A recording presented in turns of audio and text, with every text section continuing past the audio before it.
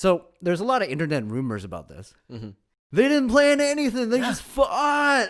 It's all improvised. On the spot. Every single move. Real fighting.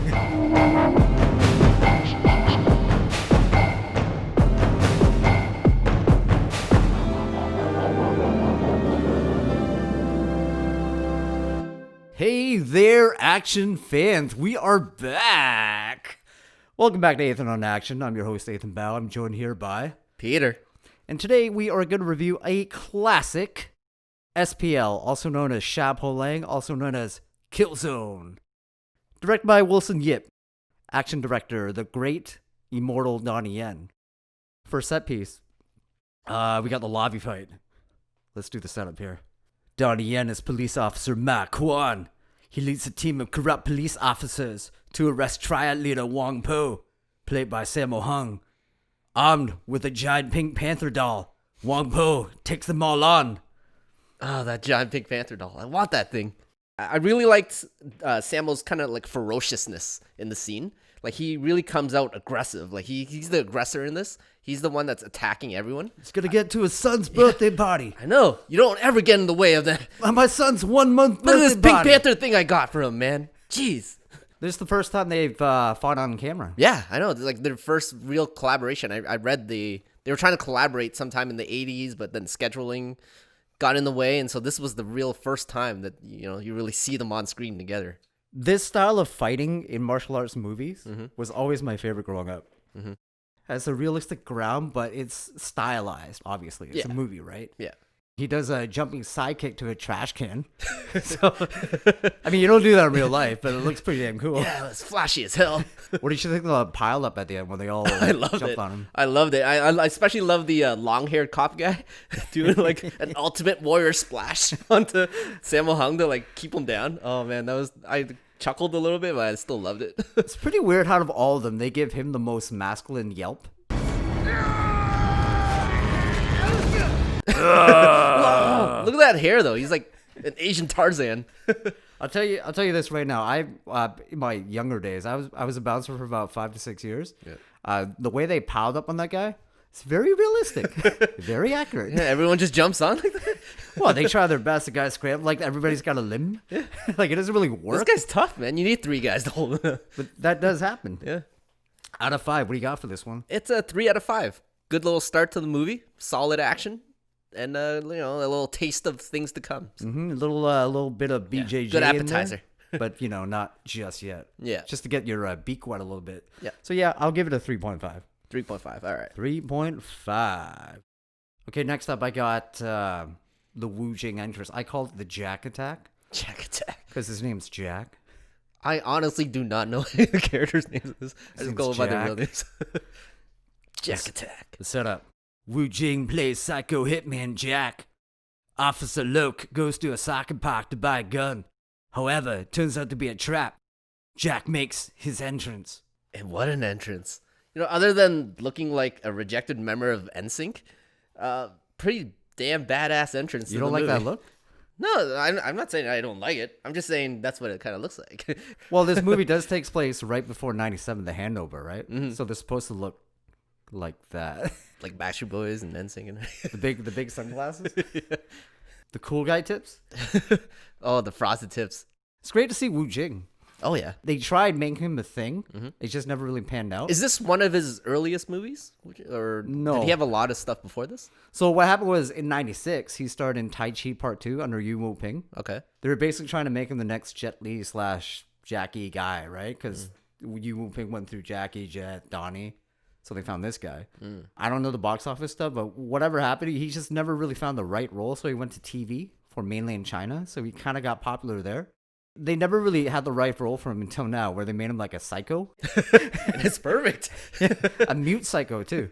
Yeah. It's like, when in doubt, if you want to make an actor badass, just don't let him talk. Exactly. Yeah, I loved like his movement just in this opening scene. Like, just the way he moves around and like, in a way, it feels like he's almost out of control, but you know that he's totally in command of everything that he's doing. Just the way he's like throwing things.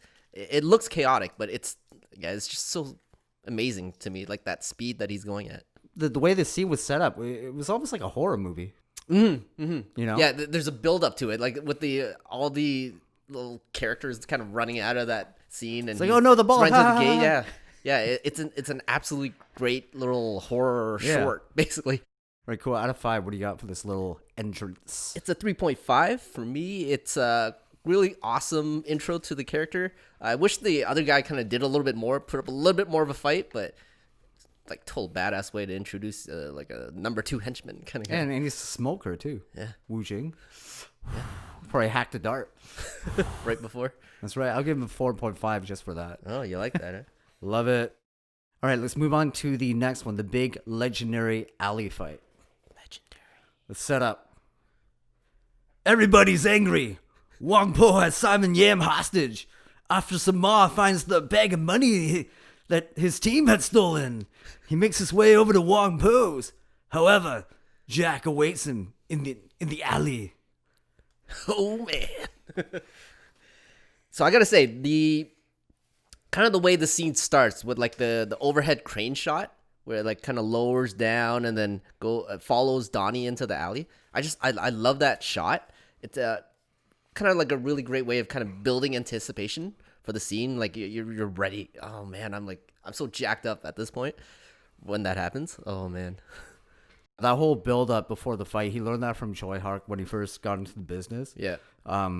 Choi Hark basically sat him down and showed him nature videos of animals eating each other, basically. All that, Natural Geographic. Yeah. He was like, focus on what happens before. It's like a standoff where they just stare at each other and just wait, you know? That build up. Yeah. So he took that lesson to heart, and it's pretty much in all his movies. That's awesome. So there's a lot of internet rumors about this. They didn't plan anything. They just fought. It's all improvised on the spot. Every single move. Real fighting. This is how they train every day. How much do you believe it? Well, some of it's true, not all of it. Yeah, always.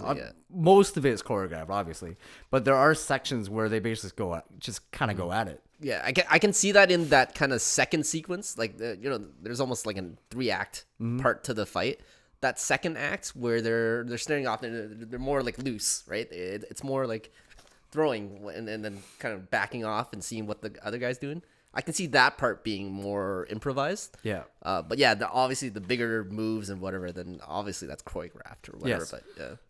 Just judging by what Donnie said, like, yes, they were sparring, quote unquote, but he was guiding it. He said he was talking to Wu Jing the entire time, like with vocal cues. It was like, I move back 4 steps. You move back 3 steps. Okay.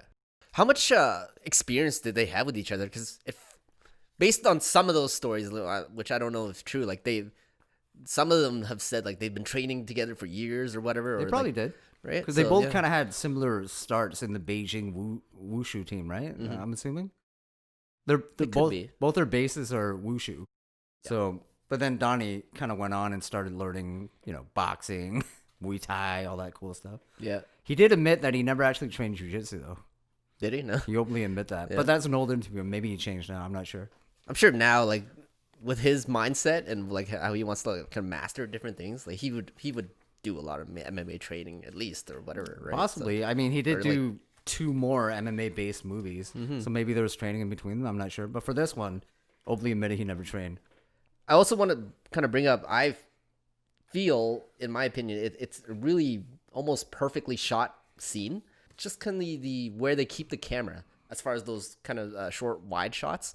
It's like the perfect distance where you can see and appreciate every movement that they're making, and when they get in tight, when they actually do like the tight shots or like they're doing a cut, I feel like it's there's a purpose to it. Like they're trying to like kind of showcase like a specific movement or whatever, or a specific counter or block or whatever. So I really appreciate that, and I guess a lot of the credit goes to Donnie for that kind of stuff, and plus the editors and everything as well. But did you notice that they never crossed the 180-degree line? I know you've brought that up before, and I always try to remember it. Do you know what the 180-degree line is? You've told me before, but you can go ahead, educate some new listeners and everything. Okay, so those two are facing each other, Donnie and Wu Jing. Yeah. There's an invisible line between their faces, an invisible line in the ground. that the camera never crosses. Donnie is always on the left side, Wu Jing's always on the right side. Yep. Another perfect example is sports. Basketball, you see the Raptors on the left. The camera never crosses that line to shoot the other way. A lot of movies from the Bourne era, they cross that line when they film. It's so goddamn That's confusing. why it's so you're so just confusing. disorienting. Like you have no idea what the space is like. Yeah, like a guy throws a kick from the left side, the next shot he's coming from the right. So that's why your brain is not picking it together, right? Yeah. So it's so nice to see a scene like this where it never crosses. You know where everybody is. One of the things I read about it was originally the movie was just supposed to be kind of like a straight up cop drama. And then once Donnie joined, like he then like fought for to have these action sequence included, because before that, like the whole Wu Jing alley fight and even the finale was not anywhere what was shown on screen now compared to like what they were planning originally. Makes sense. So yeah, Because this was during the Infernal Affairs era. Yeah. Where every movie was Infernal Affairs. yeah, absolutely. Out of 5, what do you got for this one? It's a 5, obviously a 5 out of 5 for me. It's an amazing scene. Great. Yep. 5 for myself. All right. Okay, let's move on to the big final fight. The setup. Officer Ma arrives to Wang Po's lair. The two stare at each other dramatically for a while, and then fight to the death. Dramatically. I just want to start off by saying it's kind of funny. So Donnie walks in. He's got, he's pretty clean cut. He's got his nice dress shirt. Sammo's got his custom suit. They square off. And then as soon as the fight starts, so much dust flies off of them when they're hitting each other. Like I couldn't help but laugh. Like it's a little Fuck yeah. funny. I love that effect though. Like I love when Hong Kong movies or any kind of movies put that effect in because it really adds to the impact. But it's just funny here because they're like so clean. I just love how low, how many buttons are unbuttoned on Donnie's shirt. I know. He's like a Spanish guy. He should have went full unbuttoned. I say with the scene in this movie, he pretty much took over Hong Kong as the king of the action star, basically, from this point on. Wouldn't you say? Yeah, I guess at this point, yeah, he's fully taken the torch, really. Yeah, because the other guys are getting a little bit older. They're trying to go Hollywood, or they're not as active anymore. Yeah, him and actually Jing Wu is pretty taken over. Like He is now. Yeah, he is Like now. I guess it took him a little bit longer, but this might have been like his kind of start of his ascension. Kind of. Yeah, it's reconnaissance. The comeback. The comeback. So this is a great fight because it's almost like WWE where you get like the icons clashing, right? It's like Undertaker versus Brock Lesnar kind of deal. Funny, you kind of brought up the whole WWE thing. So like the fight itself, it kind of starts off in the traditional standoff, one-on-one Chinese choreography, martial arts choreography, right? Where they're like exchanging kicks, punches, blocks, and everything like that. And then it kind of gets into like a judo, almost WWE style fight where they're like just throwing suplexes and all these other like crazy moves. Like at one point, Sammo does like almost like an F5 through a table, and then Donnie counters with like a lucha libre spinning Rey Mysterio. Yeah, Rey Mysterio Like a throw. Hurricane Rana thing. Yeah, that's where it gets a little weird. Yeah, But everything before that, I thought was really cool. When the grappling started. According to Donnie, it was the first time BJJ was on film. sure, Donnie. It's actually Lethal Weapon, but but in Hong Kong it was for sure. So it was cool to like see those type of movements in there, something different. Yeah, absolutely. Now Donnie, in that same interview, he claims he's like a big UFC fan, and the interviewer's like, well, he's always at the events. yeah, He used to be. the guy's like, so who do you think's the best fighter right now? And he's like, oh, there's just so many fighters. Just so many fighters. Can you name one? He named Vitor Belfort. Sick. I'm sure he's a fan, but well, I feel Vitor like, goes way back, so he's probably like just who's the first one that comes to mind. but I feel like he's also like a WWE fan. You can tell From this fight scene. even from Blade 2. Yeah. The suplexes. Yep. I kind of wanted to see actually within the choreography. I want to see Sammo use his weight and strength advantage a little bit more. Like obviously he used it a couple times, but it was more like an equal thing where like Donnie was throwing him, Sammo was throwing him. but I wanted to see like Donnie almost like kind of struggle against the weight advantage that Sammo has is what I'm trying to say. So I wanted to see that implemented a little bit more in the choreography, but what we got was still awesome. But The finale where he throws him through the bottle rack. not a fan. Yeah, I didn't really I'm like not a that. fan of that at all. Really like that. It took me out of the scene because it felt so unrealistic as well as kind of almost wacky. Yeah. Because like he's picking him up over 10 feet in order to get him like on top of the, like a the actual cartoon. structure. It's like a cartoon at that point. Yeah. It's like Looney Tunes stuff going on right there. Yeah. A little bit. Yeah. How do you want to rate this out of 5? I'm actually I don't think I'm going as high as what you might be. I'm a 3 on this. Okay. Just because of some of those aspects where it kind of took me out of the scene. It felt very wacky and Looney Tunes. And then going into the scene, I guess my expectation was these two masters squaring off. I thought it was going to be like a Benny the Jet versus Jackie Chan from Wheels and Meals kind of fight, where like these two guys are like studying each other and like adapting and going on from there. But then it kind of just turned into like a roadhouse brawl. Which was that choreographed by Benny the Jet? I know it was. Oddly enough. I know. So that I guess my expectations were a little bit higher for the scene. So it didn't meet those. It didn't age well, I'd say. I give it a 3 Yeah. myself. It didn't age well. If I was watching it in 2005, I would have been, this is really cool. But First part up until the grappling was great. It's Yeah. when they were in the chairs and Yeah, the furniture. yeah. That's where it gets weird. All right, let's move on to our rankings and ratings. Rate our hero. you want to start off? For Donnie Yen. Yeah. I'll give him a 3. That's what I gave him too. I just don't get him. He's Yeah, cool. He's a good cop. He looks after guys that he fucks up. Rhythm has. This was the first time on the rewatch, which I can't even call it a rewatch, but my first full watch, I did not know that he died at the end. So it was a total shock to me when You never that. saw the full movie? No, I've never seen the full movie. I've seen action scenes and like parts of the full movie, Yeah, he or like died. I've stopped right after like the fight. But yeah, he died, and I was like totally not expecting that. He's dead. Yeah, that's why he's not in S.P.L. too. Damn it. Or 3. There's a 3. Yeah, I did Paradox. not know that. I was actually watching that earlier. But yeah, I mean, I liked how he brought sex appeal to our Asian heroes. Because you never really got that with Jackie or Jet. God damn, he was sexy. Last one was really like Bruce, really. Okay, next up we got Rate Our Villain, Sammo Hung. All right. I guess I'll start off this time. I'm giving him a 3.5. I liked him as the villain. To start off though, like when the movie first began, I didn't buy into it because in my mind he was always the kind of the lovable, goofy guy. So I didn't buy him right off the bat. But then as the movie progressed and then it got to that point in the finale where he's holding the knife in Simon Yam's hand that's like stabbed through his hand and he's got that look on his face and he's smoking the cigar. It's like, okay, I can buy it a little bit more. Like I kind of wish there was more development to him. But overall, still a solid villain. I gave him 4. Oh yeah? I thought he was so intimidating. I thought he was terrifying with that Really? long, slick back hair. Yeah.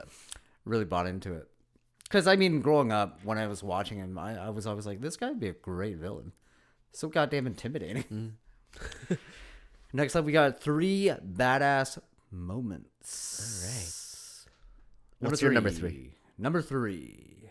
It's when it's like all those triad guys are like on the street. They're trying to break Donnie Yen from Simon, and then Sammo Hung just taps his Budweiser bottle. Ting, ting.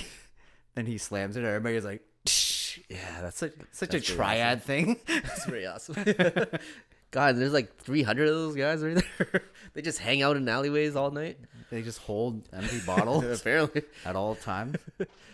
Number 3 for me is the cop with the long, luxurious hair doing the Ultimate Warrior splash onto Sammo in the lobby fight. That scoop. Oh yeah. He's so memorable. He's the only one that's memorable to me out of the that cop group, other than Simon Yam. Next up, I have number 2 for me is Wu Jing 540 kick. Oh. Woo! and the music turns into like a superhero. Dun, dun, dun, dun. Wait, are we talking about badasses or are we talking about movie stunts? Badass moments. Oh, baddest moments. Sorry. Okay, well that's number 3, anyways. So number 2 is actually the same one. So yeah, the 540, the jumping, hurdling over like that soccer post, which, you know, I guess in China it's a little bit lower than what North American soccer posts are, but he still hurdled over and like cleared it clearly. So. Well, he's pretty tall though. Wu Jing. He's taller than Donnie. Oh really? Donnie's like 5'7", maybe even 5'6". Yeah. Wu Jing's like 5'9", 5'10". Oh, he's a giant. Cause you see his fight with Frank Grillo, who's 5'10". They're like the same size almost. Nice. He's a big guy. Okay. I'm pretty sure we got the same one for number 1. Knife flip. Oh yeah.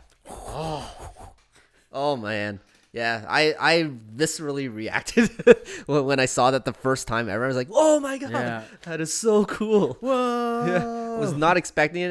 It looked so cool the way it was framed and shot and edited and everything. Like, obviously there was a cut kind of between like when he actually catches the knife in his left, because like there's the initial shot where he's throwing it. You see it in slow mo flipping, and then there's a little bit of a cut when he catches it. I'd have to watch it again. Yeah, but I don't remember. I could still see him doing it all in one take, anyways. So. Okay, next up we got 3 badass characters. I'm assuming we probably have the same because there's slim pickings. Yeah, here a little that bit. aren't the main villains. Yeah. Do you have Simon Yam for number 3? No, I actually have him at number 2. Okay. Do you have Cop with long hair for number 3? Yes, I do. I have him for number 2. Ultimate Warrior. I have him for number 2.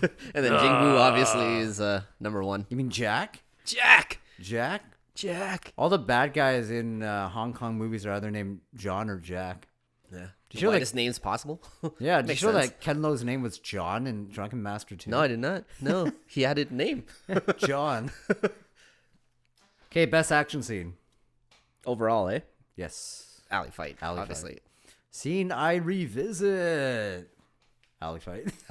Alley love the fight. alley Yeah, fight. this is the scene where like, if I'm trying to introduce someone who's never really watched martial arts movie or just getting into it, this is the scene I show. Or like someone that's only knows Hollywood action, this is what I would show them, or one of the scenes I would show them. So yeah, Like I love Hong Kong action, but it always runs the risk of looking too much like a dance. Like it's too choreographed, where it's like block, block, block, block, block, block, block. I liked how Donnie spiced it up, where it's like let's just fight. Yeah, absolutely. Yeah, that's why I love it. Those That's why scrambles. Next question I have is: has the action aged well? for the alley fight, it has, for sure. And some of the sequences for the lobby fight when they're first like grappling and throwing each other around and everything and doing some of that MMA stuff, that has aged well. For me, the WWE stuff in the finale did not age well. The finale fight itself, other than that little start at the beginning, did not age well.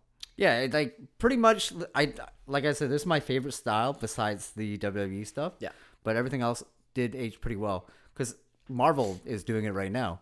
Civil War is basically S.P.L. fighting. Next up, is Donnie Yen a real badass? I would say yes, because he seems like a guy, or from what I've read, like he's kind of been training his whole life. Yeah. Right, and he's kind of a student of the art itself. Like he wants to learn all the different kind of martial arts and different arts out there, right? And based on some of the things that others have said about him, like I've read like other MMA fighters or whatever have like trained with him or like done little things with him or whatever. Like he comes off as a badass. You're referring to Kung Lee? Yeah. I don't remember what he said. I can't quote him exactly, but yeah, it's something along those lines. Well, there's like a story I read on the internet, so it's true, where when he was dating an actress, these triads tried yes. hitting on them. Yes, I read the story. And then he beat them all up at a nightclub. Yeah. Yeah. It changed from like 4 guys to like 15. Well, even if it was 4 guys, it's still pretty badass. It's probably 2. Yeah, it's probably like 1. No, I personally believe he's a tough guy. I mean, the wushu stuff, you'll hear me talk about this on the podcast quite a bit. Yeah, athletic, but it's not really for fighting, for Not show, but practical. it requires a lot of coordination and speed. But Donnie trained boxing and Muay Thai, and I'm assuming jiu-jitsu now at this point. But when he filmed this movie, he said no. So, he's a real student of the game. I personally think he is a tough guy. Yeah. He can probably handle himself. Yeah. For sure. Next up, Hollywood remake. Hypothetically, who plays Donnie Yen? Oh God, Hollywood. And it cannot be Frank Grillo. Damn it! It's the only one I can think of. Well, he's got to kind of be a pretty boy, because like Donnie's, trying to like look good in this movie, right? Ryan Gosling. Yeah, he'd make a good one. Or if it was a couple years ago, I would say Matt Damon, but now I'm kind of regretting saying that just because of the whole Bourne stuff. So no, maybe not. But actually, Gosling would be pretty damn good. Watch him rock around in a one button dress He shirt. kind of does that already. Like he always, like in Only God Forgives, he looks like he's a character in S.P.L. Yeah. basically. For what do you got for Sammo? Fuck. Who can we do for Sammo? I got Kevin James Okay, I could see that. Yeah, because he's the natural MMA guy. yeah. Like He trains. does MMA. He even did that one MMA movie, which He's a big guy. yeah, big guy. He's John gonna be Cusack? intimidating. John Cusack. I can't think of anyone right now. John Cusack trains under Benny the Jet. All right, I'll give it to He him. doesn't have to be a fat guy. He's just intimidating. He's gotta be Guy. big and intimidating. Nicolas Cage. As the Simon Yam character, yes. Yeah. Yeah. Over the top with a tumor. He's got a tumor. Oh, he's got a tumor. I got a tumor. I gotta take care of this girl. I'm gonna die any day. 3 years later, I'm still fine. Ooh. Only because we said Nick Cage. John Travolta. Wait, John Travolta in the guy with the long hair role though. Oh. I want to see Travolta with that grown out hair that he's had before. So we're sticking with what's his face? Kevin James for Sam. All right, I'll go with Kevin James because I can't really think of anyone else that could take that role, and he's got that perfect physicality for it. Now, what was your first Donnie Yen movie? I'm just curious. What was your introduction one. to the Yen? I was very late to the game with Donnie Yen, so it might have actually been Blade 2. That's when Okay. I first learned about him. Where he's like And yeah. the finger thing? Yep, the finger thing. That's like the only thing he does. And then gets eaten. But he does get to do his signature kick, the triple kick. So that is when I kind of learned. And then I kind of stumbled onto like a YouTube video where like he was doing fight choreography for Blade and like teaching other people. Remember him in Highlander? No, I don't remember Highlander at all. So Okay. yeah. So that was my first introduction to them. And then from there, my first movie I watched with Donnie Yen actually still would have been a Hollywood movie, maybe. Which one? The Shanghai Nudes. Shanghai Nights? Shanghai Nights. Okay. Yeah. And then from there I went into his like back catalog and just everything that he's come out with at that current time forward is what I just followed. Yeah. Oh, I was an early fan because Yeah. my parents would like rent those Hong Kong movies as a kid. Yeah. My first one was Legend of the Wolf. He directed that one. I don't know that one. Google it or YouTube it once we're done. It's the one where he fights that guy in the forest. He's got the Okay, claws. that's Legend. Yeah, you showed me that before. So damn. I remember when I saw It's that. I just was like, machine guns. I was like, what? Who is this guy? Machine gun hands. Yeah, and then unfortunately, he never really took off till 10 years later, right? With when he went to Hollywood and came back with S.P.L. Yeah. In that same interview, I keep referencing. He talks about how he had to like slow down for Jackie. Yeah. It's like, oh yeah, he's slow. So what would you say would be your most revisited Donnie Yen movie overall? Probably. What's that? I forgot his name. Flashpoint. Flashpoint? Yeah, that's what I was thinking as well. Of course. Yeah. Which we will do eventually. Yes, absolutely. Now we have to. I'm pretty excited for Raging Fire. It's not out yet. Fire. Which one's that? Oh, it's coming out? It's coming out. Okay. I think October actually, really soon. It's basically back to this style of fighting, the MMA stuff. It's Nice. basically Flashpoint. Yeah. And Nicholas Say is the bad guy. Nicholas Say. Yes. Or C, I don't know how to pronounce his name. The Hong Kong Nicolas Cage. What? Wait. No, I'm not. Nicholas Say? Which one's Nicholas Say? The really good-looking guy? Gen Oh. X cops? Oh, okay. Him. What's wrong with you? Who's the guy in Infernal Affairs? The cop. Which one? So the main cop, the one that dies, like the Martin Sheen role. He's Anthony Wong? Oh, I think. Oh, I was way off with the names. Okay. Yeah, I don't know why I thought that was Anthony. Because they're both from Hong Kong. Yeah, that's exactly it. I'm racist. Okay, let me ask you. When it comes to jiu-jitsu, is Donnie the best at filming it? Like, what is the other competition aside from John him? Wick? Okay, yeah. Anything else other than that? This really. far?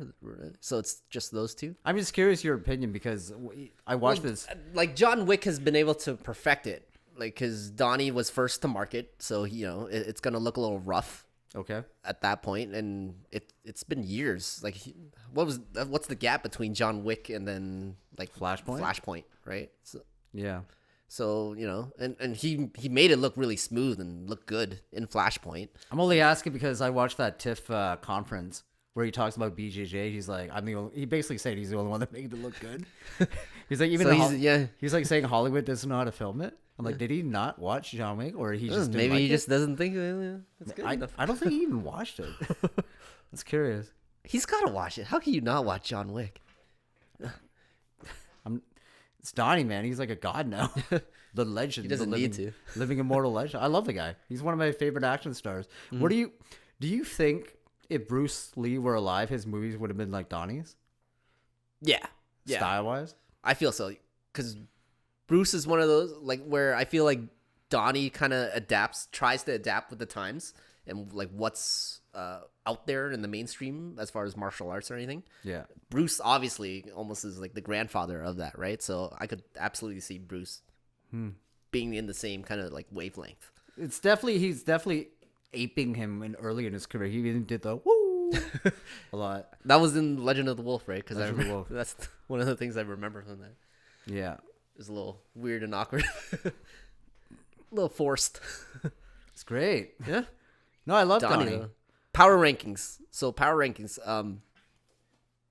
Let's just take the major guys. So like Donnie, Jet Li, and then Jackie. Where do you kind of rank those You three? mean like power as in how hard they hit? No, like just like who's your top? out of those Jackie's three? my top. Yeah? Jackie's my number one guy. Yeah. Jet's not even up there, to be honest with you. Like I like him. I don't hate him. It's just he's not up there because he never has adversity in his movies. It's very rare. Yeah. It's really, I mean, for me, it's Jackie, probably Donnie, Jackie, Donnie, then Bruce. Really, Well, yeah, Bruce, obviously, yeah. you got to put Bruce in there, Yeah. right? Because Yeah. he originated. And I'd probably say Yun Biao 4. That guy is so underrated. Sammo, too, man. You got to put the Sammo on there. Sammo is like 4 and 5, I'd say. Like 4, for him and Yun Biao are kind of like tied, 4 and 5. Like I always said that Sammo Hung's action direction was always my favorite. He did the action for S.P.L. 3 Paradox. Who's in that? Who's the star of that? Louis Koo. Okay. But I was watching that earlier today. He got a little bit wiry on that one, I found. Yeah. Sammo, like he's using a lot more wires now in his style. S.P.L. 2 was kind of wiry as well. Yeah, I don't which is really weird like that. because they have Tony Jaa, which the guy doesn't really need wires. And Tony Jaa's in 3 too. oh, is he? Oh, For he's like back in one that? scene. Yeah. He fights, do you remember Ip Man 4, the half white, half Asian guy? Chris Collins? He's got like goatee. I can't remember. But... Well, he's in this one. Yeah. He's like the main bad guy. But yeah, I love Sammo's style. I didn't really like it for this one. It didn't work for me because he's going that route. Yeah. It's like, stick to the basics, man. Anything else you want to say before we wrap this up? No, I'm pretty good. Enjoyed my time rewatching it for the first time, so it's not really a rewatch; it's a watch. But yeah, it's a fun movie to watch. Cool. Thanks for listening. We are out. Music for Athan and Action is done by Mason Tickle. If you like what you heard, please rate, review, subscribe, and we'll be back. Till then, later. Bye-bye.